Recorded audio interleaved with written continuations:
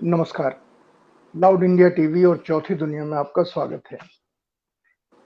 Great journalist of India की इस श्रेणी में आज हमारे साथ हिंदी के सबसे वरिष्ठ, बल्कि देश के वरिष्ठ पत्रकारों में से जो हमारे बीच में हैं, जिन्हें हम पत्रकारिता की आज जीवित पाठशाला कह सकते हैं, श्री वेद प्रताप वैदिक हैं। वेद प्रताप वैदिक जी से हम पत्रकारिता के बारे में बहुत कुछ समझने की कोशिश करेंगे। इनकी सबसे बड़ी तारीफ यह है कि वैदिक जी जो सही समझते हैं वही लिखते हैं, चाहे वो किसी के पक्ष में जाए या विपक्ष में जाए। आपका स्वागत है वैदिक जी। आपसे पहला प्रश्न एक पूछना है मुझे, जहां से मैं बात शुरू करना चाहता हूं। वो प्रश्न ये है कि एक व्यक्ति के बारे में मैं आपसे बहुत संक्षिप्त टिप्पणी और विश्लेषण चाहता हूं। आप ही के कद के हैं, उनका नाम है श्री वेद प्रताप वैदिक। वेद प्रताप वैदिक के बारे में जरा हमको बताइए, उनके जीवन का, और वो अपने आप को कैसे परिभाषित करते होंगे। देखिए, आपने मुझे पत्रकार कहा संतोष जी, तो पत्रकार तो हूँ, उससे मैं इनकार कर नहीं सकता हूँ। पिछले करीब 62-63 साल से मैं लगातार लिख रहा हूँ और संपादकीय भी लिखे हैं, मतलब जो अनाम होते हैं, और अपने नाम से भी लिख रहा हूँ।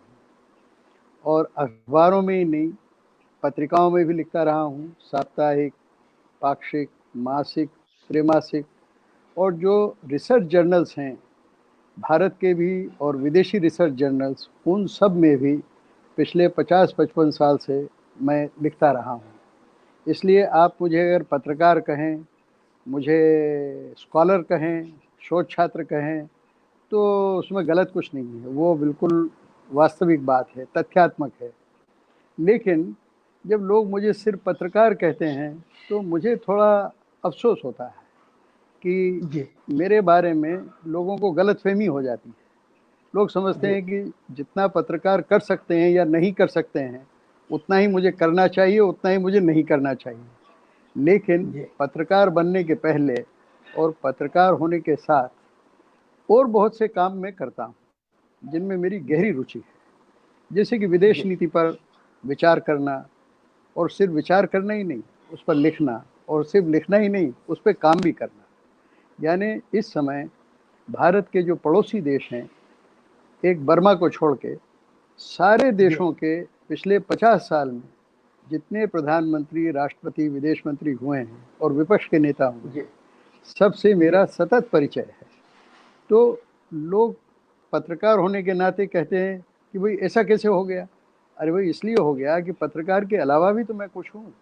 आप ये देखें कि मैंने अखबारों में लिखना 1958 में शुरू किया, लेकिन 1957 में, उसके पहले मैं जेल जा चुका था। मैंने जेल काटी। जेल क्यों? इंदौर से इंदौर से, हाँ मैं बताता हूँ, इंदौर से मैं सत्याग्रह करने के लिए दिल्ली आया।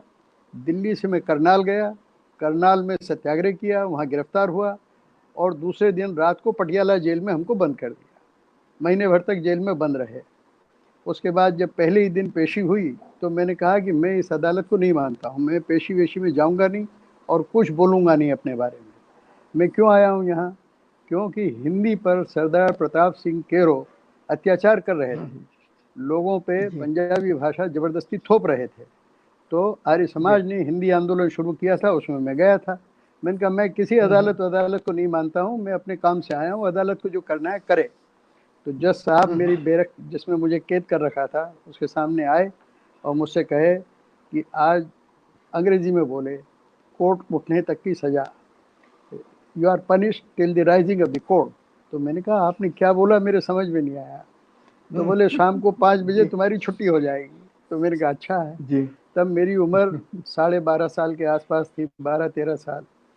तो जेल से छूट के मैं लौटा था, और उन दिनों भी जब मेरी उम्र 12-13 साल थी, मैं सब दूर भाषण देने जाता था। हजारों लोग मेरा भाषण सुनने के लिए इकट्ठे होते थे। और जब मैं 1958 में मैट्रिक पास करके कॉलेज में गया तो नई दुनिया के प्रधान संपादक राहुल बारपुते जी मेरे घर आए, क्योंकि एक रात पहले जी उनका और मेरा भाषण साथ साथ हुआ था। तो कहने लगे, बेटे जी तुमने जो भाषण दिया था ना रात को, वो हमको लिख के दे दो। हमने कहा बाबा, उन बाबा बोलते थे हम लोग, मैंने कहा बाबा मुझे तो लिखना आता नहीं है, कैसे लिखूंगा? अरे बोले तुमने जो बोला था वही लिख डालो, आ जाओ मेरे ऑफिस में, मैं कागज देता हूँ। उन्होंने एक लंबा कागज दिया, मैंने बैठ के लिख दिया, हो गया खत्म, मैं भूल भाल गया। दूसरे दिन सुबह मेरे घर पर टेलीफोनों का अंबार लग गया, और जहाँ जाऊँ शहर जी में, इंदौर में, सब लोग कह रहे तेरा लेख देखा बच्चे, तेरा लेख देखा। अरे मैं इनका कमाल, अखबार में लेख छपना यानी क्या इतनी बड़ी बात है कि बीसों लोग चर्चा करने लगते। मतलब मुझे इतना जी उत्साह हुआ। उसके बाद फिर लगातार मैं नई दुनिया में लिखता रहा, और भी सारे अखबारों में लिखता रहा। लेकिन मैं आपको ये प्रारंभिक बात बता रहा हूँ कि मैंने एक आंदोलनकारी की तरह जीवन शुरू किया। मैंने कोई जी राजनीतिक दल आज तक किसी का सदस्य नहीं बना मैं, लेकिन सभी दलों के नेताओं से बचपन से ही मेरा बहुत परिचय हो गया था। तो पत्रकारिता के अलावा जो भूमिका मैं निभाता रहा हूँ, वो पत्रकारिता की भूमिका से काफ़ी बड़ी है। पत्रकारिता उसमें एक छोटा सा स्थान है एक जरूर उसका, हिस्सा लेकिन है, बड़ा उसका महत्वपूर्ण, एक हिस्सा है, बिल्कुल। बहुत महत्वपूर्ण स्थान है पत्रकारिता का। छोटा है लेकिन बहुत महत्वपूर्ण है। इसलिए आपसे बातचीत करके बहुत जानकारी मिलेगी। मैं आगे बात शुरू करूं इसके पहले मैं जिनका नाम आपने लिया, श्री राहुल बारपुते जी का, मैं चाहूंगा आप उनके बारे में दो शब्द बताएं, क्योंकि आज के पत्रकारों को या नए आने वाले लड़कों को श्री राहुल बारपुते जी का नाम ही नहीं मालूम है। जी जी, राहुल बारपुते मेरी राय में एक महान संपादक थे।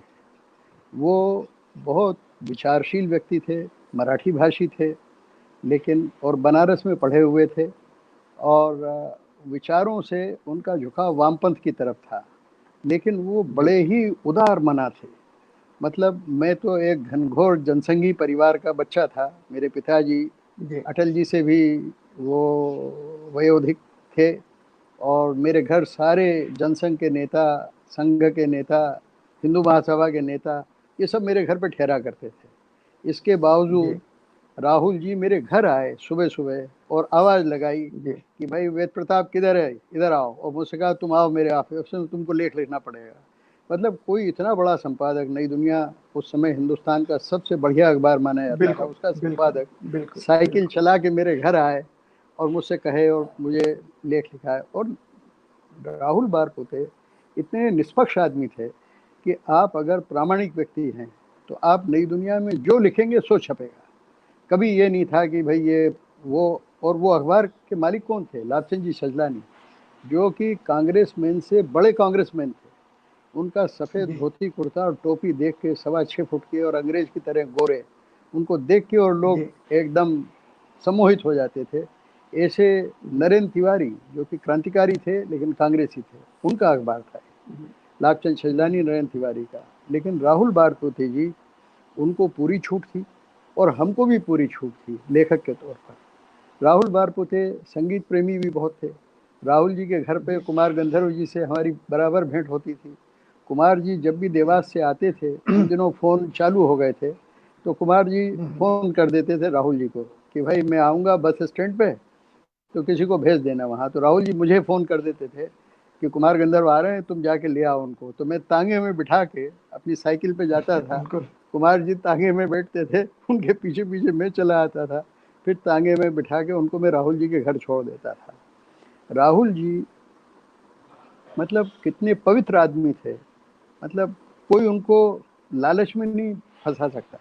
बड़े से बड़े लालच का वो मुकाबला कर सकते थे। बड़े से बड़े जी भय से भयभीत नहीं होते थे, कोई डरा नहीं सकता था उनको। उनके साथ हमको पत्रकारिता सीखने का मौका मिला, उनको देखने का मौका मिला। बड़े विलक्षण व्यक्तित्व के धनी थे। और एक मायने में अगर जी पत्रकारिता में किसी को हमें गुरु कहना हो, तो प्रभाष जोशी, राजेंद्र माथुर और मैं, हम 3 लोग राहुल बारपुते के हाथ की उपज हैं। ये दोनों तो वहाँ बिल्कुल नौकरी करते बिल्कुल थे। ये प्रभाष बिल्कुल। जोशी और राजेंद्र माथुर तो नई दुनिया में नौकरी करते थे, मैं नौकरी नहीं करता था। जी क्योंकि मेरे पिताजी कहते जी थे कि भाई इंदौर में तू नौकरी करेगा तो हमको आत्महत्या करनी पड़ेगी। हमारे परिवार में किसी ने आज तक नौकरी नहीं की है और कोई नौकरी करेगा नहीं। तो मैं नौकरी वोकरी करता नहीं था। मैं तो कॉलेज में पढ़ता था, तो मैं बराबर लिखता रहता था नई दुनिया के लिए। और उन्हीं दिनों जी कई पत्रिकाएं निकलती थी इंदौर से, और दिल्ली से भी, उनमें भी मैं लिखता था जब मैं कॉलेज में था। तो मेरी पत्रकारिता शुरू वहीं से हुई और मैं राहुल बारपुते जी को बहुत श्रेय देता हूँ कि उन्होंने हम तीनों को, राजेंद्र माथुर को, प्रभाष जोशी को और मुझे आगे बढ़ाया। प्रभाष मेरे क्लास फेलो थे, हम लोग साथ बीए में पढ़ते थे, लेकिन प्रभाष जी ऐसे मस्त आदमी थे, लिखने पढ़ने में इतने व्यस्त रहते थे कि उनको परीक्षा की परवाह ही नहीं थी। उन्होंने बीए की परीक्षा ही नहीं दी। उनकी फीस भी मैंने कॉलेज में जाके मैंने भरी फीस। प्रभाष ने मुझसे कहा कि भाई वैदिक तुम भर दो फीस, तो मैंने कहा अच्छा भाई मैं भर देता हूँ, लेकिन परीक्षा में तो बैठो। और उनके अरे मारो गोली, परीक्षा क्या करना है। विनोबा भावे इंदौर में आए तो प्रभाष जोशी एक उनका दैनिक पत्र निकालते थे शाम को, एक छोटा सा, एक फुल इसके पेज से डबल साइज का। तो ये हम लोग बहुत आनंद किया हम लोगों ने पत्रकारिता के क्षेत्र में उन दिनों। आपके जो पत्रकारिता के साथी हैं या जिनको आपने अपने आगे बढ़ते हुए देखा है, उनके बारे में तो मैं बात करूंगा, पर उसके पहले मैं जानना चाहता हूं कि आपने जो शुरुआत में अपनी बात कही कि पत्रकारिता के अलावा मेरी रुचि इन चीजों में थी जैसे विदेश नीति है, और आपने कहा कि भारत के आसपास के जितने देशों के राष्ट्राध्यक्ष रहे हैं या प्रधानमंत्री रहे हैं, उनमें सबसे आपकी मुलाकात हुई। जी। मैं इसलिए ये बात जानना चाहता हूं कि कहां पे चूक हुई कि जिन देशों के नाम आपने लिए, आज उन देशों के साथ भारत के संबंध तनावपूर्ण है, यहां तक कि नेपाल के साथ तनाव है। क्यों है? विदेश नीति के ऊपर प्रभाव डालते हैं, लिखते हैं उसके बारे में। आपका विश्लेषण शायद देश के लिए लाभकारी होगा। देखिए, मेरा कहना यह है कि जब से नरेंद्र भाई प्रधानमंत्री बने हैं, उन्होंने भरपूर कोशिश की है। मतलब इतनी तबीयत से कोशिश शायद ही किसी प्रधानमंत्री ने की हो कि पड़ोसी देशों से संबंध बढ़ाएं। इसका भी एक कारण है और उस कारण में मैं भी हूँ। नरेंद्र मोदी को प्रधानमंत्री बनाने का सबसे पहले मैंने ही प्रस्ताव रखा। मैंने ही भाजपा के जो शीर्ष नेता हैं, संघ के जो शीर्ष नेता हैं, उनका नाम नहीं लेता हूँ, सबसे अनबोला भी मोल लिया, मुझसे नाराज हुए, लेकिन मैंने किया। और रामदेव जी और मैंने पूरे देश में घूम घूम के प्रचार किया। दिल्ली के स्टेडियम में एक सभा में मैंने नरेंद्र भाई को कहा, चुनाव के पहले भाषण में, मेरा भाषण है वो यूट्यूब पे देख सकते हैं, जिसमें मैंने कहा कि आपका पहला कर्तव्य प्रधानमंत्री बनने पर यह है। मैंने कहा एक तो भविष्यवाणी करता हूँ कि आपको प्रधानमंत्री बनने से कोई ताकत रोक नहीं सकती, आप बनेंगे प्रधानमंत्री। प्रधानमंत्री बनने पर पहला काम आप ये करेंगे, दक्षिण एशिया के जितने देश हैं उनका एक साझा बाजार बनाएं, उनकी एक साझा मुद्रा बनाएं, उनका एक साझा परिवार बनाएं। ये आपको करना होगा। वो उन्होंने किया। वो देखिए एकदम अफगानिस्तान चले गए, उसके पहले नेपाल गए, अचानक पाकिस्तान चले गए। उन्होंने कोशिश की कि सारे पड़ोसी देशों को हम जोड़ सकते हैं अच्छी तरह से। लेकिन हुआ क्या कि सिर्फ चले जाने से, सिर्फ प्रचार कर देने से, अच्छा दे देने से, गले मिलने से राजनीतिक संबंध बनते नहीं हैं, कूटनीति चलती नहीं है। कूटनीति चलाने के लिए आपको उन देशों की कमियां और खूबियां अच्छी तरह से पता होना चाहिए, या उनके जो विशेषज्ञ हैं वो आपके आसपास सलाह देने के लिए होना चाहिए। मैं बिल्कुल गलत हो सकता हूँ, लेकिन मैं महसूस करता हूँ कि नरेंद्र भाई के पास अफसरों के अलावा, अफसर तो हैं और बड़े योग्य अफसर हमारे हैं, लेकिन उनके अलावा कोई ऐसे राजनीतिक व्यक्ति नहीं है या सामाजिक व्यक्ति नहीं है कि जो पड़ोसी देशों के नेताओं से सीधा संपर्क कर सके। तो ये एक बहुत बड़ी बाधा है। अब देखिए चीन से मामला फंसा हुआ है, मैं समझता हूँ कोई मामला ही नहीं, बिल्कुल एक ऐसा मामला है कि जिसको बातचीत से हल किया जा सकता है। एक भयंकर चीनियों ने भूल की कि हमारे 20 लोग उन्होंने जवानों को हताहत कर दिया, शहीद हो गए, उसकी भी जरूरत नहीं थी। ये सब गलतफहमी के कारण हुआ है। लेकिन क्या वजह है कि आज तक नरेंद्र मोदी और शी, जो दर्जन बार मिल चुके हैं एक दूसरे से, एक झूला झूल चुके हैं साथ साथ, लुंगी पहन के उनके साथ घूम चुके हैं तमिलनाडु में, उनसे वो बात ही नहीं कर रहे हैं और अपने भाषणों में चीन का नाम ही नहीं लिया आज तक उन्होंने एक बार भी। ये मामला तो आसानी से हल हो सकता है। जो आदमी चीन के लोगों को जानता हो, चला जाए, बात करे, मामला हल हो जाए। मैं चीन दसियों बार जा चुका हूँ और एक एक दो दो महीना चीन घुमा हूँ। वहाँ के पोलिट ब्यूरो के मेंबर्स और कई गवर्नर्स मेरे दोस्त हैं, परिचित हैं। अभी कल भी ईमेल मेरे पास उनका आया था। मेरे जैसे कई जी। लोग हैं हिंदुस्तान में जो बहुत से देशों के बहुत से लोगों को, बहुत महत्वपूर्ण लोगों को जानते हैं। उनका इस्तेमाल सरकार को करना चाहिए। आप देखिए कि जब मैं पीएचडी कर रहा था स्कूल ऑफ इंटरनेशनल स्टडीज़ में, तो अफ़गानिस्तान पे पूरे देश में एकमात्र एक्सपर्ट मैं ही था। मेरी उम्र क्या थी उसमें? मुश्किल से मैं 25 साल, 25 का भी नहीं था, 20-22 साल की उम्र थी मेरी। इंदिरा जी जी। ये जानते हुए कि मेरा बैकग्राउंड क्या है, वो बोलती थी कि प्रकाश चंद्र जी सेठी ने मुझे सब बता रखा है आपके बारे में। इसके बावजूद मुझे जी। बुला के पूछती थी कि भाई वो प्राइम मिनिस्टर हम्म। हमारे एम्बेसडर से बात नहीं कर रहा है, आप उसको जानते हैं क्या? तो मैंने कहा भाई वो तो मेरे साथ बसों में घूमता था, आज वो प्रधानमंत्री है, तब वो कुछ भी नहीं हम्म। था, वो मेरे साथ बसों में घूमता जी। था। मैंने कहा अब पता नहीं जी। प्रधानमंत्री के बाद मुझे पहचानेगा कि नहीं। बोले आप जाके तो देखिए। मैं गया, ये बबरक कारमल की बात कह रहा हूँ। तो बबरक जी। जी। भाई ने मुझे मुझे इतने वार्मली वेलकम किया कि मैं खुद आश्चर्यचकित था। महल की बहुत सारी सीढ़ियाँ जामा मस्जिद की तरह, वो उतर के नीचे आए मुझे लेने के लिए। और अफगान लोग, पठान लोग गले पे चुम्मा देते हैं, एक चुम्मा इधर दिया, एक जी। मुंह पे चुम्मा देते हैं, एक चुम्मा इधर दिया, एक चुम्मा इधर दिया, मुझे ले गए ऊपर जी। और सारा जी। मामला हल हो गया। तो मेरा ये कहना है कि इस सरकार को इस कमी की पूर्ति करना चाहिए कि लोगों का इस्तेमाल करना चाहिए, कि पड़ोसी देशों में भेजें और बात करवाएं नेताओं से। और देखिए जो एक अनौपचारिक बातचीत होती है ना, उसका तो मामला ही कुछ और होता है। अब मैं जाता हूँ एज मिस्टर नोबडी, जी। मुझसे अगर कोई पूछे कि जी। Who are you, I am mister nobody. Hmm. मेरा कोई पद है ही नहीं, न मैं स्पेशल इन्वॉय हूँ, न बिल्कुल। एम्बेसडर हूँ, न विदेश मंत्री हूँ, न प्रधानमंत्री हूँ, बिल्कुल। कुछ भी नहीं हूँ। बिल्कुल। बिल्कुल। तो होता क्या है कि दोस्त की तरह रिसीव करते हैं। यानी नवाज शरीफ के पास जब भी मैं गया हूँ, वो बाहर मुझे लेने आते हैं, फिर छोड़ने मुझे बाहर जाते हैं। अगर विदेश मंत्री जाएगा तो प्रधानमंत्री उसको छोड़ने के लिए बाहर नहीं जाएगा, उसको वहीं दफ्तर में बिल्कुल। से नमस्ते कर देगा।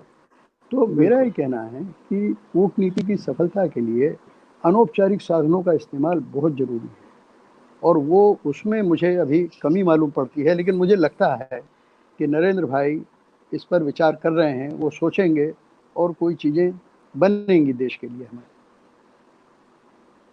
हाँ, क्योंकि ये बहुत जरूरी है कि जब नेपाल भी हमारे ऊपर गोली चलाए और पाकिस्तान तो चला ही रहा है और चीन ने अपने उत्तराखंड तक अपने पैर पसारने शुरू कर दिए हैं, तो ऐसे समय आप सही कह रहे हैं कि एक ऑप्शन युद्ध का है, सबसे युद्ध का है, जो टेलीविजन चैनल्स ने माहौल बना दिया है। क्योंकि टेलीविजन चैनल तो ये कह रहे हैं ना कि सबको एक साथ हम धूल चढ़ा देंगे, और जब नहीं नहीं, मिसाइल हो टेलीविजन और देखिए एटॉमिक। जी। संतोष जी, टेलीविजन चैनल्स को आप दोष मत दीजिए। क्यों मत दीजिए? कि उनका काम क्या है? पैसे कमाना, अपनी टीआरपी जी। बढ़ाना। तो वो तो कहेंगे कि युद्ध का माहौल है, ये है वो है, लेकिन युद्ध होगा तो सारे टीवी चैनल वाले भाग जाएंगे, कोई वहां नहीं जाएगा, बेचारे सिपाही बिल्कुल। मरेंगे हमारे। तो मेरा कहना ये है बिल्कुल। कि टीवी चैनल्स को बहुत मर्यादित होकर बात करनी चाहिए। और ये जो एंकर्स हमारे, जिस तरह से राजीव त्यागी का निधन हुआ है, इतना मेरे हृदय विदारक घटना थी वो। मतलब एंकर लोग कितना ज़्यादा तबाह करते हैं लोगों को। इसीलिए मैंने तो जाना बंद कर दिया। पहले मैं पूछता हूँ कि भाई कौन कौन आएंगे। अगर पार्टियों के प्रवक्ता आएंगे तो मैं किसी टीवी चैनल पर नहीं जाता हूँ कि भाई प्रवक्ताओं के साथ मैं जी। क्यों बैठूंगा। कोई ठीक है। विद्वान हो, विशेषज्ञ हो, एक्सपर्ट हो, बड़ा नेता हो, उसके साथ बैठूंगा। मैं अपना स्तर क्यों गिराऊंगा उनके साथ? तू मैं करूंगा, दंगल करूंगा उनके साथ, क्यों करूंगा? तो ये अब दंगल टीवी बन गए हैं सारे। सर, मैं इसके ऊपर आऊंगा, लेकिन इसके पहले मैं जानना ये चाह रहा हूं कि जब आपने पत्रकारिता को बिल्कुल नजदीक से देखा, आप कई जी संस्थानों के प्रमुख रहे, आप जी। लोगों के साथ आपने उनकी अंदर की बात निकाली और उनको अपने लेखों में लिखा, क्योंकि आपके लेख अपने आप में समाचार का एक बड़ा विश्लेषणात्मक स्वरूप है। जब आप उसको लिखते हैं और जब से आपने लिखना शुरू किया, मेरा ख्याल है 64-65 से आपने एक्टिव नहीं नहीं, रोल सबसे निभाना पहले शुरू किया। 1958 में छपा था मेरा लेख सबसे पहले। जी, वो तो आपने और बताया, लेकिन मैंने कहा कि राष्ट्रीय स्तर पर 64-65 में डॉक्टर लोहिया के संपर्क में जब आप आए हाँ, होंगे, ऐसा मेरा अनुमान है, 65 तब 65 से 65। आपने ज्यादा बड़ा रोल निभाना शुरू किया। जी। डॉक्टर लोहिया से मेरा संपर्क हुआ है 1960-61 में।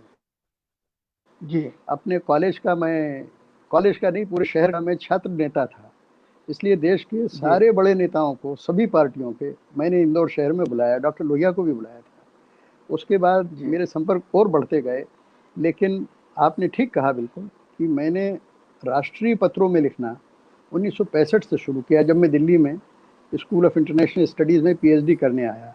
तो नवभारत टाइम्स में नियमित लिखता था। माया शर्मा जी एडिटोरियल पेज की इंचार्ज थी, रविवारी पेज की इंचार्ज थी, वो मेरा लेख छापती थी। धर्मवीर भारती धर्मवीर में मेरा लेख छापते थे, और धर्मवीर भारती की चिट्ठी मेरे पास है अभी, वो आर्काइव्स में मैंने जमा करवा दी है। उसमें धर्मवीर भारती ने लिखा मुझे कि आज तक हिंदी में इस तरह के लेख पर इतनी चिट्ठियां धर्मयुग में कभी नहीं है।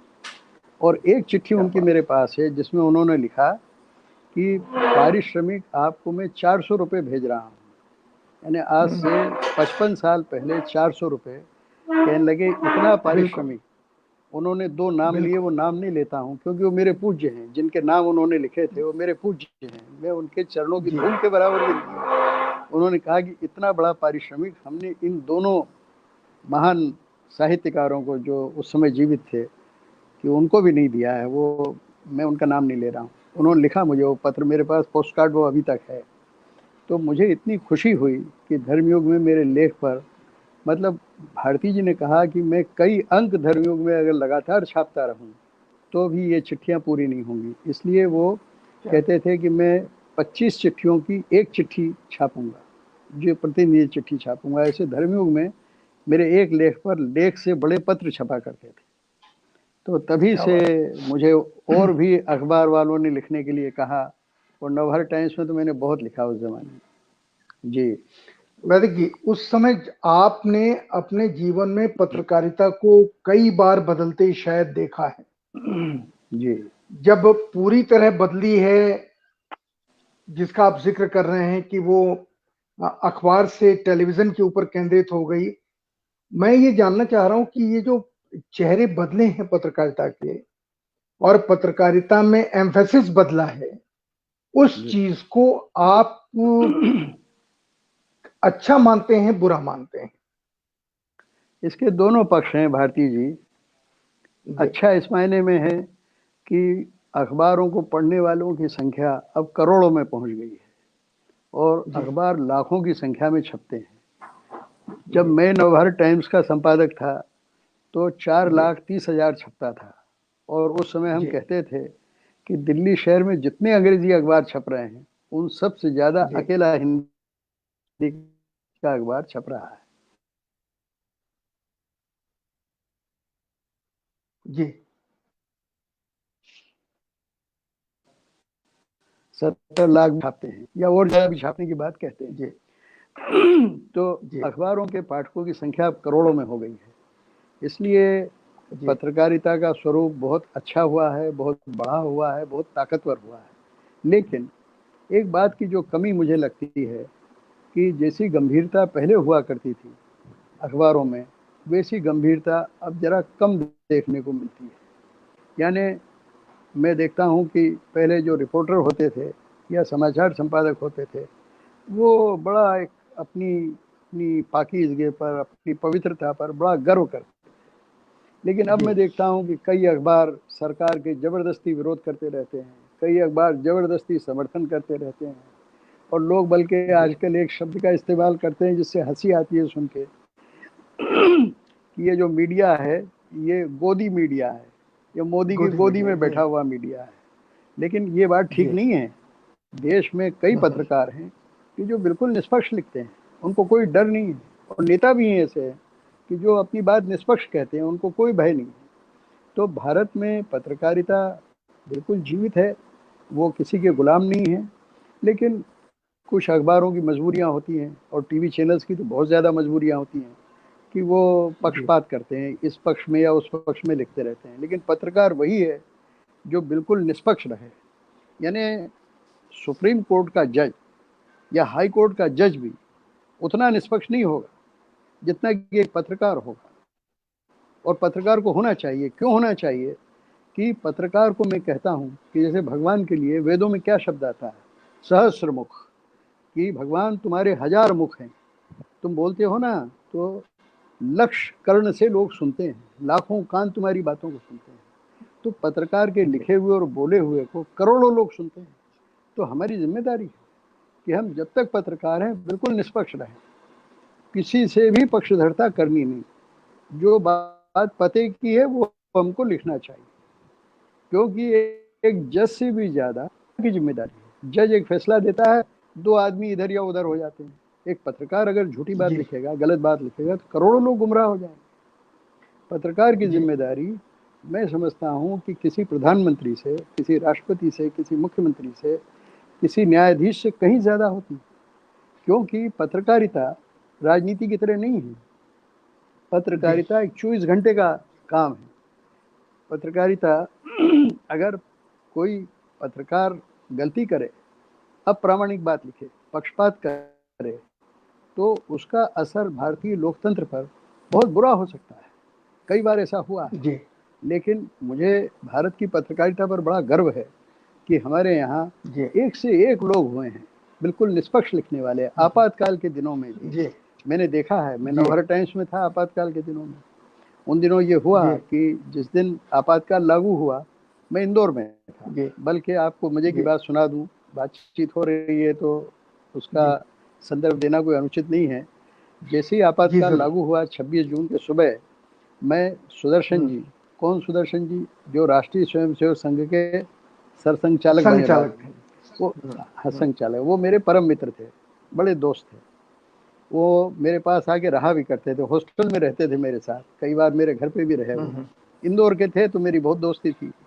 तो अस्पताल में मैं उनसे मिलने गया तो ट्रांजिस्टर चलते थे उन दिनों, तो ट्रांजिस्टर उन्होंने ऑन किया और उस पर खबर आई सुबह 8 बजे कि आपातकाल रात को लागू हो गया, जयप्रकाश गिरफ्तार हो गए, ये हो गया, वो हो गया। तो तुरंत मैं भाग के नई दुनिया के दफ्तर गया। तो राहुल बारपुते जी ने मुझसे कहा कि वैदिक ये तो आपातकाल हो गया। मैंने कहा आप लोग तो कांग्रेसी अखबार हो, लाभचंद जी मालिक है, तो आपके लिए तो अच्छा ही हुआ। तो बोले नहीं। मुझसे पूछा कि बोलो क्या करना चाहिए। मैंने कहा देखिए आप विरोध तो कर नहीं सकते आपातकाल का, आपको जेल भेज देगी इंदिरा। विरोध तो हम करेंगे लेकिन आप जगह तो खाली छोड़ सकते हैं। तो उन्होंने संपादकीय की जगह खाली छोड़ी कई दिनों तक। राहुल जी ने, रज्जू बाबू ने, राजेंद्र माथुर ने उसमें संपादकीय नहीं लिखा। तो ये एक प्रारंभिक, मैंने आपसे कहा ना कि आपातकाल के दिनों में भी लोगों ने दमखम रखा। फिर मैं दिल्ली आया, अक्षय जी हमारे संपादक थे, अक्षय कुमार जैन जी, उन्होंने सारे पत्रकारों की बैठक बुलाई। तो मैं सह संपादक था उन दिनों। तो मैं बैठक के पहले उनके कमरे में गया। मैंने कहा बाबू जी आप मेरा इस्तीफा ले लीजिए, मैं कोई गलत बात लिखूंगा नहीं। तो बोले तुम्हारे नाम से थोड़ी जा रही है, संपादक तो मैं हूँ, मेरा नाम छपता है उस पर, तुम्हारा नाम तो छपता नहीं है अखबार पे, किसको मालूम पड़ेगा। मैंने कहा किसी को मालूम पड़े या नहीं पड़े, मैं गलत बात नहीं लिखूंगा, मैं आपातकाल का समर्थन नहीं करूंगा, मैं इस्तीफा देता हूँ। अच्छा बोले मैं आपसे लिखवाऊंगा ही नहीं, मैं आपसे कहूंगा कि आप विदेश नीति के एक्सपर्ट हो, विदेश नीति पे लिखो बस, उसमें तो कोई झगड़ा है नहीं। मैंने कहा ठीक है ऐसा करेंगे आप तो मैं रुकता हूँ। तो आपातकाल में भी मैंने देखा कि कई ऐसे संपादक थे, कई ऐसे पत्रकार थे जो बिल्कुल ईमान की बात लिखते थे, वो डरते नहीं थे। उनके अखबार बंद हो गए, परवाह नहीं, उनको उठा के जेल में डाल दिया, परवाह नहीं। तो भारत में वो परंपरा आज भी है, किसी डर नहीं है, ईमान की बात लिखते।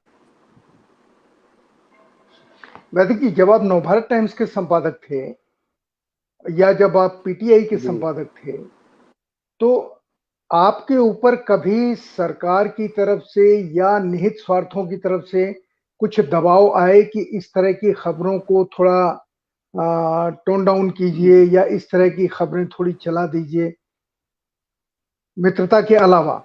हाँ हाँ हाँ हाँ, ऐसा हुआ। नहीं, मित्र लोग भी फोन करते थे, लेकिन मैं मित्रों से भी बहुत प्रेम से उनको कहता था कि देखिए जो लिख रहा हूँ ना वो आपके खिलाफ नहीं है, वो अंततोगत्वा आपको लाभ देगी, क्योंकि मैं ईमान की बात लिख रहा हूँ, एक सच्चाई की बात लिख रहा हूँ। लेकिन आप सवाल पूछा वो बहुत ही मजेदार सवाल है कि क्या सरकार की तरफ से कोई दबाव आया।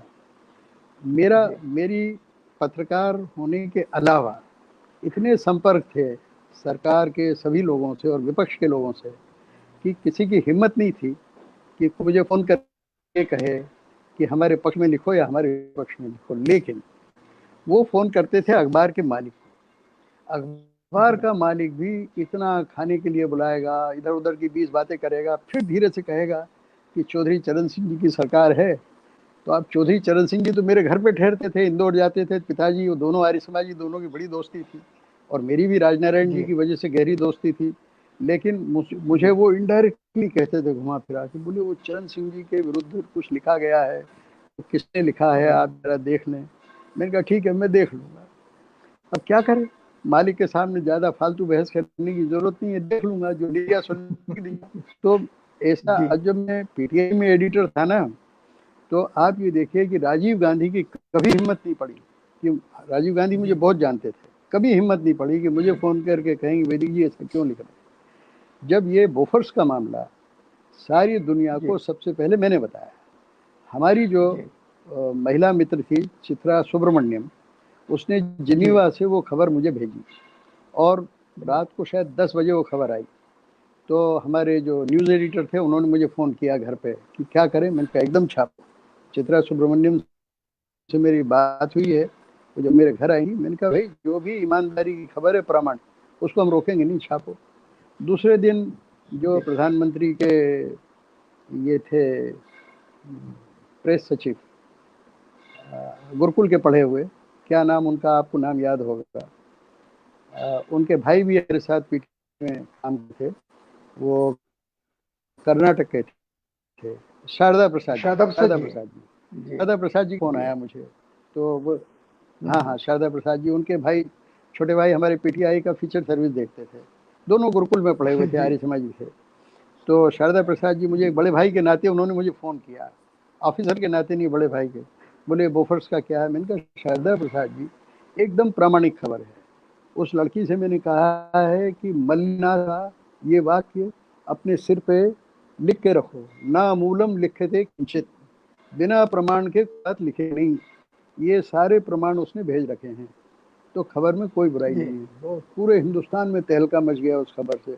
ऐसी कई खबरें पीटीआई से, यानी भाषा से मैंने चलाई और उनका अंग्रेजी अनुवाद छपा। तो मुझ पे दबाव तो नहीं आया कभी।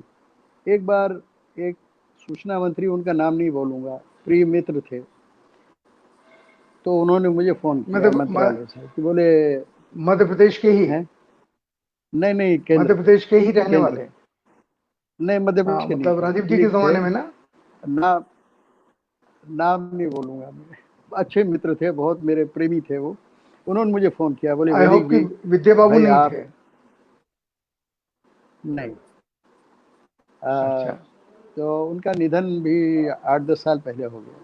तो जी मुझसे बोले, बोले ये एक लड़की को भेज रहा हूँ, इसको आप अपॉइंट कर लें अपने, तो और बड़ी योग्य है। तो मैंने कहा अरे भाई योग्य है तो हमको तो ज़रूरत है योग्य लोगों की, आप भेजिए, ज़रूरत नहीं होगी भी तो मैं मैनेजमेंट को कहूँगा कि अपॉइंट कर दें, आप भेजिए उनको। भेजा उन्होंने। मैंने उस बच्ची से, उस लड़की से खबर लिखने के लिए कहा, वो एक खबर लिख के लाई, उसमें कम से कम 25-30 गलतियाँ थी। तो मैंने कहा बेटे तुमको हिंदी लिखना भी नहीं आती है, तो तुम यहाँ उप संपादक कैसे बनोगे, झगड़े होंगे। ये लोग हमारे तो बड़े सख्त हैं, एक एक चीज़ चेक करते हैं। मैं खुद हर खबर को चेक करता था टेलीफिल्टर पर भेजने के पहले। तो मैंने कहा तो मुसीबत जी खड़ी हो जाएगी यहाँ। तो वो बहुत ही नाराज़ सी हुई कि आपको मिनिस्टर साहब ने कहा है फिर भी आप ये नहीं कर रहे हैं। मैंने कहा तुम उठो और बाहर जाओ, मैं मिनिस्टर साहब से बात करता हूँ। मैंने मिनिस्टर साहब को फ़ोन किया, तो कहने लगे कि वैदिक जी आपको वो बिल्कुल योग्य नहीं लगी। मैंने कहा बिल्कुल अयोग्य है। बोले फिर भी रख लीजिए ना। तो मैंने कहा लेकिन काम करने आप आएंगे, बिल्कुल यही बोला मैंने। बिल्कुल कैबिनेट मिनिस्टर थे। मैंने कहा भाई साहब यहाँ काम करने आप आएंगे, उप संपादकों की टेबल पे बैठ के आप लिखेंगे खबरें, कौन लिखेगा। ये जी बिल्कुल गलत बात। और मैंने कहा मैं आपसे कभी बात नहीं करूंगा। गलत आदमी को भेजते हैं, उसको नियुक्त करने के लिए मुझसे कहते हैं। लेकिन मैं उस नेता की बहुत तारीफ करता हूँ। 3-4 दिन बाद किसी सभा में उनका और मेरा भाषण साथ साथ था। हम मंच पे बैठे थे, तो उनके पास वाली जी कुर्सी खाली थी, मैं उस पर नहीं बैठा, मैं कोने वाली कुर्सी बैठ गया जाके। वो उठ के मेरे जी पास आए और मेरे कान में बोलते हैं वैदिक जी मैं बहुत माफ़ी चाहता हूँ, आप नाराज़ हो गए। मैंने कहा देखिए भाई साहब, मैं संपादक हूँ, पीटीआई के प्रति मेरी जिम्मेदारी है, अपने काम धंधा जो व्यवसाय है उसके प्रति मेरी जिम्मेदारी है, मेरे प्रोफेशन के प्रति। मैं गलत आदमी को अपॉइंट करूंगा, किसी के जी दबाव की, जी सारे जितने कि संपादक हमारा कर दिया। तो ऐसे कुछ 2-4 घटनाएं हुई, मुझे आज तक कभी किसी ने प्रेशराइज नहीं किया। मैं आपने इधर के जो पत्रकारी जीवन को देखा है पिछले 15 साल 20 साल का, इसमें किन पत्रकारों के ऊपर आपको विश्वास हुआ है कि ये लोग सचमुच पत्रकारिता कर रहे हैं? भाई देखो, अब इसको आप पक्षपात कह दें तो कह दे, मुझे उसमें भी कोई आपत्ति नहीं होगी, लेकिन मुझे बड़ा गर्व है हमारे मित्र और साथी राजेंद्र माथुर जी पर और प्रभाष जोशी जी जी। पर। ये लोग ऐसे पत्रकार थे कि कोई इनको किसी पद से, किसी प्रलोभन से या किसी भय से प्रभावित नहीं कर सकता। प्रभाष भाई को सिख आतंकवादियों ने धमकी दी, तो मैंने प्रभाष भाई से कहा कि यार आप रोज एक ही सड़क से मत आया करो घर से अपने दफ्तर, आप रोज सड़क बदल बदल के आया करो। और बहुत उनको और भी कई मैंने बातें बताई, मैंने कहा आपको ये सब सावधानी रखनी चाहिए। लेकिन प्रभाष जोशी कभी डिगे नहीं, कभी डरे नहीं, जो उनको लिखना था वही लिखते थे। ऐसा राजेंद्र माथुर उस तरह से मतलब मतलब क्या कहूँ कि बहुत तेजस्विता दिखाने वाले व्यक्ति नहीं थे। वो एक एकेडमिक ढंग का एनालिसिस करते थे, लेकिन बड़ा निष्पक्ष करते थे। लेकिन रजू बाबू का ये भी कहूँगा मैं कि उन्होंने जब आपातकाल हटा, नहीं आपातकाल के दिनों में ही, आपातकाल के पक्ष में भी लिख दिया, और थोड़ा सा वो दबाव में आ जाते थे। 1-2 बार ऐसा भी हुआ कि उनकी थोड़ी अनबन हो गई, और मतलब चंद्रशेखर जी एक टाइम्स ऑफ इंडिया के कार्यक्रम में आए, किसी बड़े 5 स्टार होटल में था, तो घंटा भर लेट हो गए। तो मुझे अशोक जैन जी थे, उन्होंने मुझसे कहा कि वैदिक जी आप भाषण दीजिए, चंद्रशेखर जी जब तक नहीं आया आप बोलते रहिए। मैं बोलता रहा, जब चंद्रशेखर जी आ गए तो मैं बैठ गया। चंद्रशेखर जी का भाषण के पहले रज्जू बाबू ने, राजेंद्र माथुर जी ने उनको इंट्रोड्यूस किया, तो राजेंद्र माथुर ने ये बोल दिया कि भाई ये प्रधानमंत्री इतना लेट आते हैं और इतने बड़े बड़े लोग यहाँ बैठे हैं ऑडियंस में, वो सब दुखी हो रहे हैं। तो चंद्रशेखर जी ने अपने भाषण में ही बहुत बुरी तरह से उनको रगेद दिया, और बहुत काफ़ी कुछ बोल दिया। वो मैं दोहराने वाला नहीं हूँ, उसको दोहराना ठीक नहीं है। लेकिन जब हम लोग कॉफ़ी पीने के लिए इकट्ठा हुए, तो रज्जू बाबू ने कॉफ़ी का कप उनकी तरफ बढ़ाया, तो चंद्रशेखर जी ने यूँ हाथ किया, मतलब कॉफ़ी को मार फेंक देने का। मैंने हाथ पकड़ लिया, और क्या बात है, नहीं मेरा वजन बहुत गया है, मैं भी अभी नहीं पीता हूँ। तो चंद्रशेखर जी हो रही है, आप कह रहे वजन गया है, आप मुझसे कह रहे थे कि आप भौंसी में रोज सुबह उठ के घूमते हैं, आप पीजिए कॉफ़ी। तो मेरी तरफ बड़ा घूर के देखा और फिर कॉफ़ी ले ली। तो मुझसे कहने लगे कौन है ये जो मुझे वहाँ कोस रहा था? अरे मैंने कहा मेरे भाई हैं, इंदौर के हैं, नवभारत टाइम्स के एडिटर हैं। बोले अच्छा अच्छा अच्छा अच्छा। लेकिन मैं आपको बताऊं कि रज्जू बाबू को इतना शौक लगा है उस घटना से, कई बार उनसे मेरी बात हुई। मेरे ख्याल से उसके महीने 2 महीने बाद ही उनको अचानक हार्ट अटैक हुआ और वो चल बसे। लेकिन मैं ये कहूँगा कि राजेंद्र माथुर इतना फाइन एनालिसिस करते थे, इतना बारीक विश्लेषण करते थे, और लिखने में ऐसी सुंदर उपमाओं का इस्तेमाल करते थे कि आपका दिल जीत लेते थे। मैं उनको, प्रभाष जोशी को, अपनी ईमानदारी के लिए और निष्पक्षता के लिए बहुत ही, दोनों को बहुत महत्व देता हूँ। मतलब उन्होंने उनके पत्रकारिता का बाद के मार्ग जो प्रशस्त पत्रकार हुए हैं सर, ये तो आपके साथ महागुरु रहे हैं, लेकिन उसके बाद पत्रकार जो हुए हैं, माथुर साहब और जोशी जी के, प्रभाष जी के बाद, उनमें आपको ऐसे पत्रकार नजर आए जिनमें आपको पत्रकारिता का भविष्य नजर आया हो? मुझे कई लोग अच्छे लगे, लेकिन उतनी प्रतिभा उन लोगों में नहीं लगी मुझे जितनी इन लोगों में थी, और जिस तरह से लोग लिखते थे। और उसी ज़माने में जबकि हम लोग पत्रकारिता शुरू की, जिसमें मैंने राहुल बारपुते जी का नाम लिया, कई लोग थे बना में कुछ अच्छे पत्रकार थे, और आगरा में कुछ अच्छे पत्रकार थे जो तीखा और साफ लिखते थे, किसी से डरते नहीं थे। और उन दिनों में वीर अर्जुन निकलता था, उसमें महाशय कृष्ण उसके संपादक होते थे। बाद में के नरेंद्र उनके लड़के संपादक हुए, और वीरेन जी जालंधर से निकालते थे, वो वहाँ संपादक होते, वो और मैं जेल में साथ रहे हैं। महाश्री कृष्ण जी मिलने आए थे अपने पुत्र वीरेन जी से। वीरेन जी शायद मिनिस्टर थे सरदार प्रताप सिंह कैरो की सरकार में, और लाला जगत नारायण भी थे, पंजाब केसरी के मालिक। हम लोग सब जेल में साथ थे। तो महाशय कृष्ण जी ने मुझसे मिलने के लिए प्रताप सिंह कैरो से स्पेशल परमिशन ली कि वो लड़का जो इंदौर से आया है मुझे उससे भी मिलना है। तो ये लोग पत्रकार लोग डरते नहीं थे। पंजाब में अखबार निकाल रहे हैं और सरदार प्रताप सिंह कैरो के खिलाफ डट के लिखते थे। उनकी हत्या भी इसीलिए हुई। जगत नारायण जी की लाला जगत नारायण जी की हत्या हुई, उनके लड़के रमेश चंद जी की हत्या हुई। हाँ जी। तो ये पत्रकारिता के आदर्श थे। ये लोग डरते नहीं थे किसी से। जो बात लिखना है हमको, ठीक है। वैसे लोग आज अब दिखाई नहीं आज नहीं दिखाई देते जी। तो मैं आज पत्रकारिता का एक नया क्षेत्र खुल गया है जिसमें हर व्यक्ति स्वयंभू पत्रकार हो गया है, सोशल मीडिया। इस सोशल मीडिया के बारे में आपका क्या विश्लेषण है?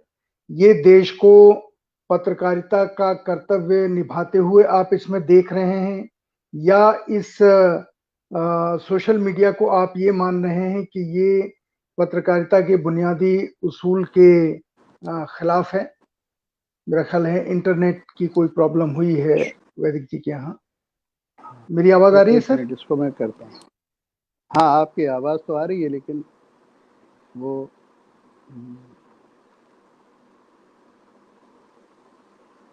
एक मिनट देखता हूँ क्या हुआ। इसको फिर से बंद करके चालू करूँ क्या? हाँ, ऐसा कर लीजिए। बंद करके चालू करता हूँ। कंट्रोल रूम मदद कीजिए।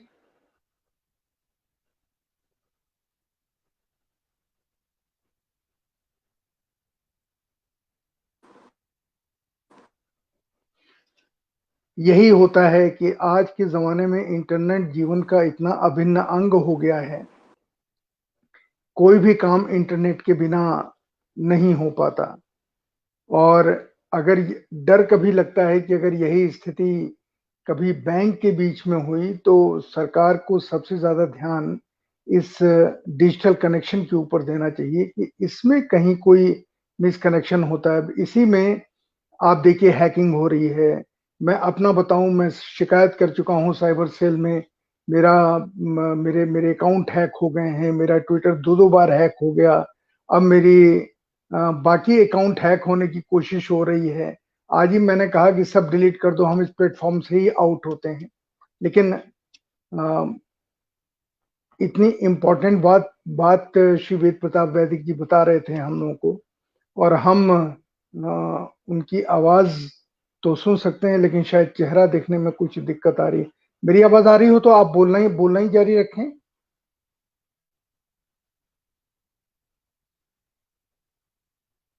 वैदिक जी, नहीं, अभी आवाज भी नहीं जा रही है। हो सकता है कि जल्दी ही हमारा और उनका जुड़ाव हो जाए, पर ये परेशानी है। वैदिक जी जिस बात को बता रहे थे उस बात ने मन में एक हलचल पैदा की है, शायद आपके भी की हो। वो जिनका नाम ले रहे थे, श्री राजेंद्र माथुर, श्री प्रभाष जोशी जैसों का, कि इसके बाद ऐसे जर्नलिस्ट उनको नहीं याद हैं जो इतने निर्भीक और पत्रकारिता के सही मूल्यों के ऊपर खरे उतर रहे हों। मुझे लगता है कि शायद पत्रकार तो उनकी नजर में होंगे, लेकिन शायद संपादक उनको ऐसे समझदार बाद में कोई नहीं लगे जो इन तीनों का, खुद वैदिक जी का, राजेंद्र माथुर साहब का और प्रभाष जोशी का, इनका कोई तोड़ मिल सके। ये भी सब आप बात शुरू करें, आप आ गए हमारे बीच में। क्या क्या पूछा आपने? क्या पूछा मैंने आपसे पूछा था कि जो सोशल मीडिया ने जो दरवाजा खोला है पत्रकारिता के लिए, और हर आदमी उसमें कोई ना कोई पोस्ट डाल रहा है, इस सोशल मीडिया को आप कैसे आंकते हैं, इसका आकलन कैसे करते हैं? देखिए, सोशल मीडिया एक तो हम सब लोगों की सक्रियता का परिचायक है, जागरूकता का परिचायक है, लेकिन इसकी कई हानियां भी हैं कि लोग अप्रामाणिक बातें भी लिख देते हैं, इधर उधर की गपशप भी लिख देते हैं, अश्लील शब्दों का प्रयोग भी करते हैं, फूहड़ शब्दों का प्रयोग भी करते हैं। मुझे भी कई बार लोग बहुत ही भद्दी बातें लिख देते हैं। एक बार जब कुछ बम्बई की फिल्मों के बारे में मैंने लिखा था, तो किसी गांव से जी। एक बच्चे का मुझे मेल आया कि मुझे लिखा है कि तू बुढ़े तू सुअर है। तो पढ़ के मुझे एकदम धक्का लगा कि आज तक मुझे किसी ने सुअर नहीं कहा। तो मैंने कहा ये बच्चा है, तो मैंने लिखा कि अच्छा तूने जो कॉम्प्लीमेंट मुझे दिया है, ऐसा बढ़िया कॉम्प्लीमेंट तो जीवन में आज तक किसी ने नहीं दिया। मैं सुअर और तू मेरा ये मैंने उसके लिखा। वो उसके लिए आया मुझे करेंगे। अगर लोग आपकी निंदा करेंगे तो आप हंस के उड़ाइए उनको, और क्या कर सकते हैं। बिल्कुल दूसरा ये है बिल्कुल कि बिल्कुल। इस पर रोक भी लगना चाहिए, कोई तरकीब ऐसी करना चाहिए व्हाट्सएप वालों को या इंटरनेट वालों को, ईमेलिंग वगैरह वालों को, जीमेल वालों को, कि कोई अप्रामाणिक बात कहे, अश्लील बात कहे, बहुत ही अनियंत्रित शब्दों का इस्तेमाल करे, तो अपने आप प्रतिबंध लग जाए, ऑटोमेटिक हो वो। ऐसा कोई इंतजाम होना चाहिए। तो आपसे तो बातचीत जो जाननी है वो तो अभी तक आ ही नहीं पाई, लेकिन इस प्रोग्राम के जी अंत जी। में, क्योंकि हमको आपके लिए तो कई प्रोग्राम करने पड़ेंगे, आपका इतना विशद अनुभव है। है, और खासकर राष्ट्राध्यक्षों के बारे में, देश के राष्ट्राध्यक्षों के बारे में जो आपके मेमोयर्स हैं, अफगानिस्तान के आप मास्टर हैं। मैं आपसे आखिर में एक सवाल पूछना चाहता हूं, जब आप अकेले व्यक्ति हैं, पाकिस्तान में गए थे और हाफिज सईद से मिले थे, और जिसके बाद देश में आपको देशद्रोही पेंट किया गया कि हाँ एक हाँ हाँ देशद्रोही हाँ। है। तो तो मैं देशद्रोही वेद प्रताप वैदिक जी से ये जानना चाहता हूं कि वो हाफिज सईद से आखिर मिले क्यों थे, और मिले थे तो हाँ, क्या बातचीत हुई थी। देखिए मैंने आपसे कहा ना कि पत्रकार तो मैं हूँ ही, उसके अलावा भी मेरी बहुत सी भूमिकाएं रही हैं। जैसे कि जी विदेश नीति के बारे में मैं ऐसा सोचता हूँ कि मैंने जितना लगातार काम किया है भारत की विदेश जी नीति को बेहतर बनाने में, सफल बनाने में, या उसको किसी तरह से टेका लगाने में, मैं समझता हूँ आज जी। तक किसी विदेश मंत्री ने नहीं किया है। स्वर्ण सिंह जी नहीं ने किया, बिल्कुल काफ़ी सही। अच्छा काम किया, लेकिन मैं तो पिछले 50 साल से लगा हूँ, उससे भी ज़्यादा वक्त से जी मैं लगा हुआ हूँ। तो मेरा जी काम ये देखना भी है कि भारत के जो राष्ट्रहित हैं वो सदा सुरक्षित रहें, संवर्धित हों, संपन्न हों। तो हुआ क्या कि मुझे पाकिस्तान कौन ले गया था? कांग्रेस ही ले गए थे। मणिशंकर अय्यर और जी सलमान खुर्शीद, इन्होंने कोई जी सेमिनार किया था। तो हम लोग रेल से गए, नहीं रेल से नहीं, मतलब अमृतसर गए, वहाँ से पैदल, कार से गए, फिर पैदल वाघा से अंदर गए। तो बहुत से पाकिस्तानी नेता लोग और प्रोफेसर लोग मुझे लेने के लिए आ गए वहाँ। 2-3 कारें भर के हम जी लोग चले गए वहाँ। तो जब हो गया जी सेमिनार 2-3 दिन में, उसके बाद लौटने की बात हुई, तो मैंने मियाँ नवाज शरीफ को फ़ोन किया। मियाँ नवाज शरीफ जी के साथ 1999 में मैं उनके घर पे रहा हूँ, जहाँ नरेंद्र मोदी उनके यहाँ शादी जी में जी। मिलने गए थे। वहाँ उनके पिताजी तब हम्म जीवित थे, उन्होंने मुझे वहाँ बुलाया, हम्म रात मैंने वहाँ की, और एक प्रेस कॉन्फ्रेंस में मियाँ साहब के साथ साथ बैठा मैं। तो मैंने मियाँ साहब से कहा कि आपका चुनाव कल हम्म है, मुझे साथ मत बैठाइए, सब कहेंगे कि ये हम्म। हिंदुस्तानी दुश्मन को बैठा रखा है, आप चुनाव हार जाएंगे। बेनज़ीर भुट्टो जी। उनसे लड़ रही थी उस वक्त। हम्म। नवाज शरीफ को 3/4 बहुमत मिला। इतना बड़ा बहुमत पूरे दक्षिण एशिया में आज तक किसी प्रधानमंत्री को किसी नहीं को नहीं मिला, मिला, भी बिल्कुल। किसी को नहीं मिला। तो मेरा इन लोगों से बहुत घनिष्ठ संबंध रहा। तो मियाँ जी आमिर जो लाहौर के शायद मेयर या गवर्नर रहे हैं, आजकल एक बड़े टीवी चैनल और एक बड़े अखबार के मालिक हैं, और उनकी बहुत उद्योग आदि जी हैं। तो मेरे वो नवाज शरीफ ने मेरी दोस्ती कराई थी उनसे 1999 में।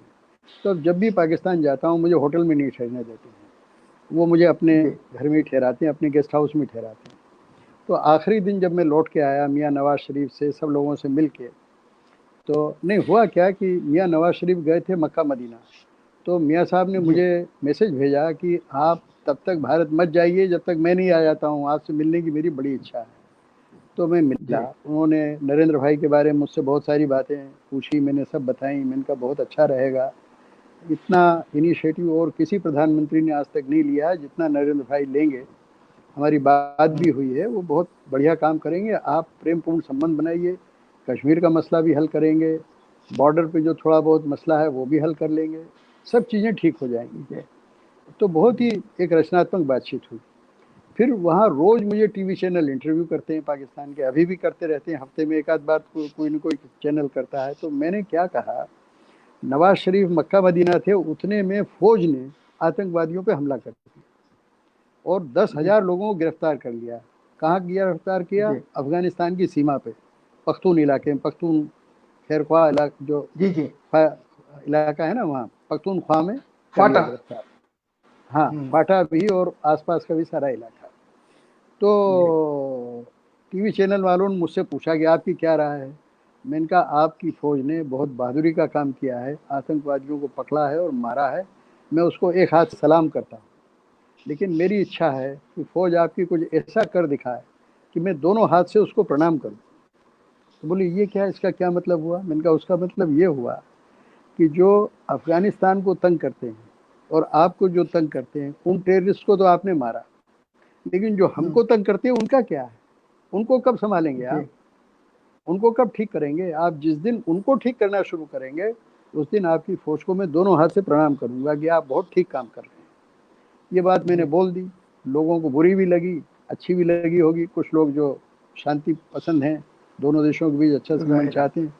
तो जब मैं लौट के लाहौर आया तो मियाँ आमिर ने मेरे लिए एक दावत की। उस दावत में सभी टीवी चैनल्स के एंकर, मालिक, अखबारों के मालिक सब लोग आए, 30-40 लोग थे। तो मुझे 2-3 नौजवान बच्चों ने पूछा, बड़े पॉपुलर एंकर हैं वो, कि अंकल आपने जो कहा कि फौज को दोनों हाथ से सलाम करेंगे, तो वो किन लोगों को मारने के लिए आपने कहा? मैंने कहा मैं किसी को मारने के लिए नहीं कहता हूँ, मैं हिंसा के तशद्दुद के खिलाफ हूँ। मैं चाहता हूँ कि उनको कंट्रोल करें, नियंत्रित करें। तो बोले कौन लोग हैं वो? तो मैंने कहा कि जो भी तशद्दुद करता है उसको कंट्रोल करें। तो बोले नहीं, जिनको आप दाहिने हाथ से भी हाथ जोड़ के। मैंने कहा वो भाई आपके आतंकवादी लोग हैं, दहशतगर्द लोग हैं। बोले कौन कौन है? तो मैंने 5-10 के नाम गिना दिए। तो बोले आप उनसे मिले हैं? मैंने कहा मैं उनसे मिलूंगा? अरे वो मुझसे नहीं मिले, मुझसे नहीं मिले। इतने में एक लड़के ने फोन मिलाया, बोले हाफिज सईद है लाइन पे। मैंने कहा कौन है हाफिज सईद? क्योंकि मुझे लग रहा था कोई दोस्त होगा जिससे वो बात कराना चाहे। मैंने कहा कौन है, तुम्हारा दोस्त है कोई? बोले नहीं नहीं, ये वो है जिसके खिलाफ आपने परसों बोला था यहाँ हमारे टीवी चैनल पे, हाफिज सईद के खिलाफ और लखवी के खिलाफ आपने कल परसों बोला था। मैंने कहा अच्छा वो है। मैंने फ़ोन ले लिया। तो वो कहने लगे कि सर आपकी बात मुझे बड़ी नापसंद आती है, लेकिन आप बड़े ऊंची बात करते हैं, काम की बात भी करते हैं। तो मैंने कहा आप काम की बात पे गौर करें, उस पर अमल करें तो दोनों मुल्कों के रिश्ते अच्छे हो जाएं। तो बोले आप मेरे यहाँ तशरीफ़ लाइए। अब मैं क्या करता? मैंने कहा आप कहाँ रहते हैं? तो उन्होंने बताया कि मैं यहाँ रहता हूँ, जौहर टाउन या कोई जगह बताई। मैंने कहा ठीक है मैं आता हूँ, लेकिन कहने लगे आप आएँ और लंच भी करें। मैंने कहा रमज़ान के दिन हैं, इसमें आप उपवास करेंगे और मैं लंच करूँगा। मैंने कहा ये मुझे ज़ेब नहीं देता है, ये शोभा नहीं देता है, और मेरी फ़्लाइट है शायद 1 बजे की। तो मैंने कहा मैं 12 बजे 1 बजे नहीं आ सकता हूँ, मैं सुबह 8 बजे आ सकता हूँ, ताकि 9 बजे आपके यहाँ से निकल जाऊँ। तो कहा अच्छा आ जाइए आप। मैं पहुँच गया दूसरे दिन। मतलब मैं देख के दंग रह गया। नवाज शरीफ के यहाँ प्राइम मिनिस्टर से मिलने गया तो किसी ने मेरे बदन को छुआ तक नहीं, दूर से देख के सब सलाम वलाम किए और मैं अंदर चला गया। इनके यहाँ मैं गया तो कोई मेरे बगल में हाथ डाल रहा है, कोई मेरे पाँव में हाथ डाल रहा है, कोई मेरी जेब तलाश रहा है। मैंने कहा मर गए, ये है क्या भाई? ये तो बड़ी बेइज्जती हो रही है। 15-20 लोग खड़े हैं और वो मेरी तलाशियां ले रहे हैं। खैर मैंने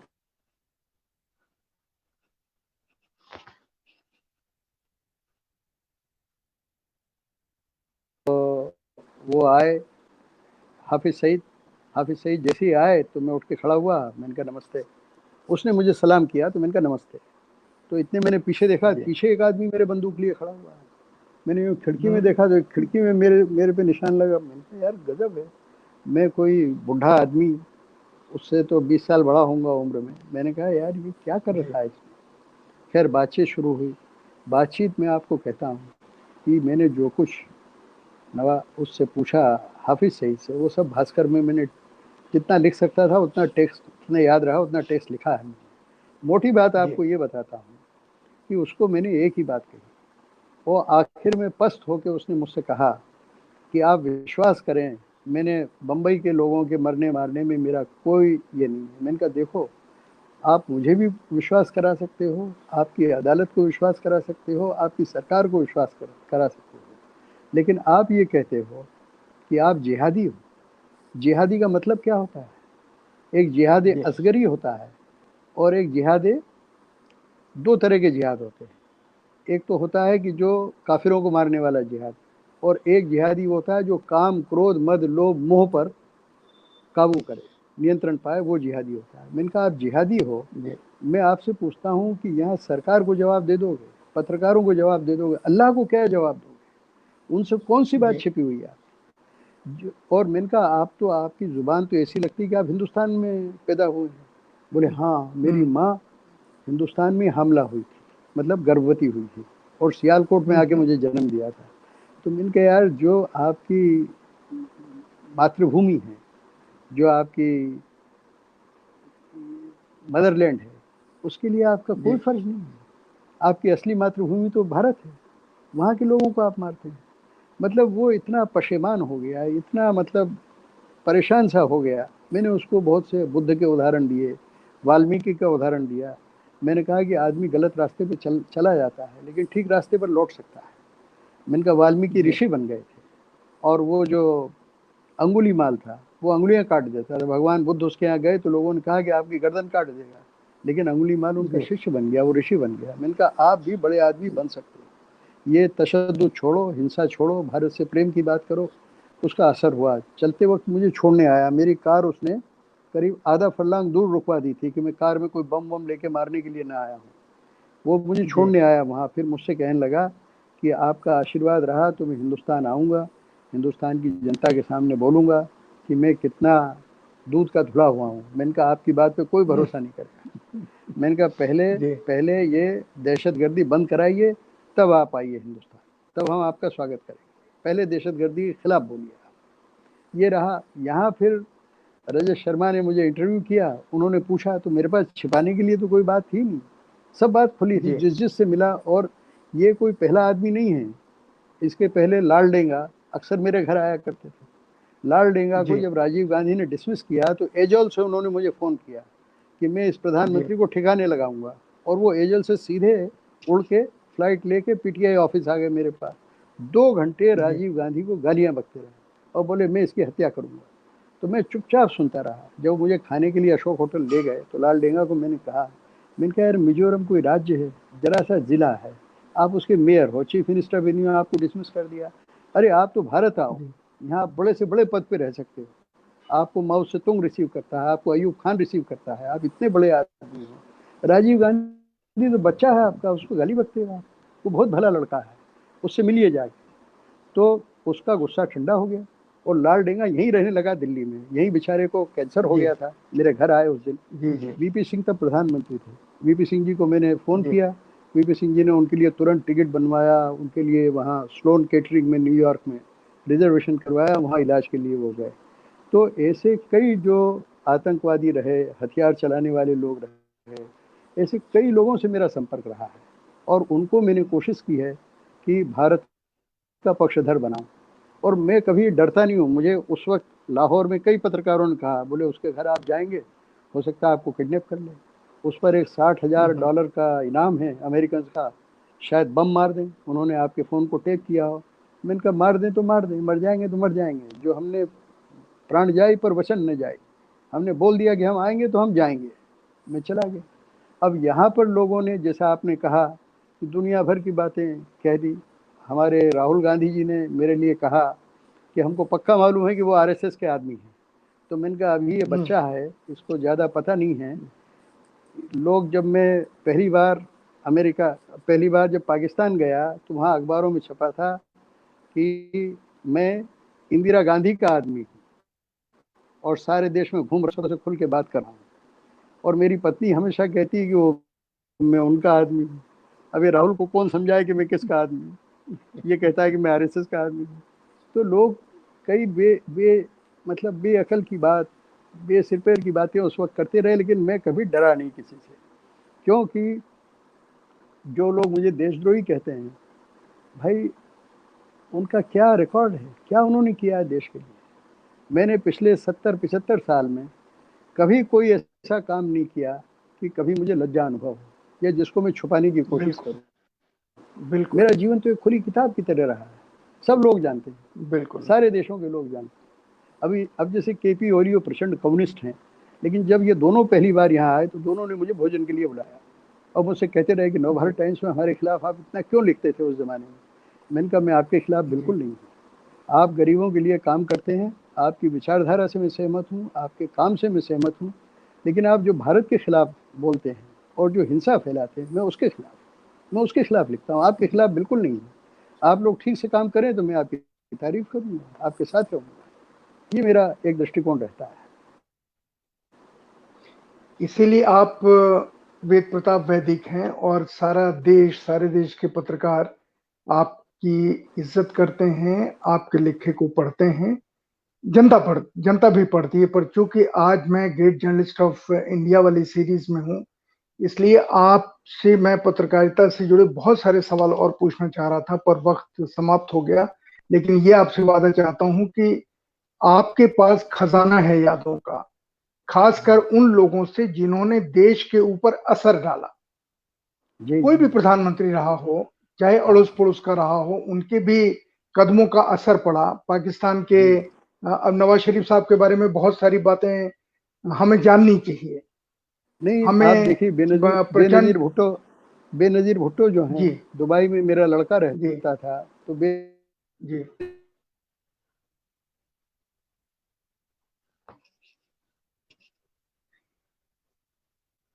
बैठी इस इंटरनेट का क्या करें थी तो सर। मेरे लिए जी वेजिटेरियन खाना बनाया करती थी। जी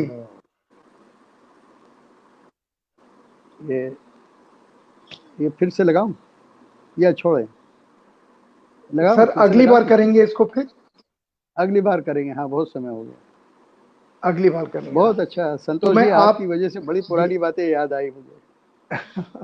नहीं, मैं आपका धन्यवाद, शुक्रिया अदा करता हूं कि आपने मुझे इतना समय दिया। और ये वायदा कीजिए कि जो जो यादें आपके मन में हैं, खासकर चाहे बेनजीर भुट्टो हों, नवाज शरीफ साहब हों, पाकिस्तान के और लोग हों, नेपाल के लोग हों, श्रीलंका के लोग हों, इन क्योंकि आप साउथ ईस्ट एशिया में बहुत घूमे हैं और सबसे आपका रिश्ता रहा है, भारत के प्रधानमंत्री हों, इन सबसे बातचीत आपके साथ जारी रहेगी और इन यादों को हम जरूर लोगों के सामने ले जाना चाहेंगे। नमस्कार। बहुत धन्यवाद। नमस्ते। नमस्ते। नमस्कार। नमस्ते।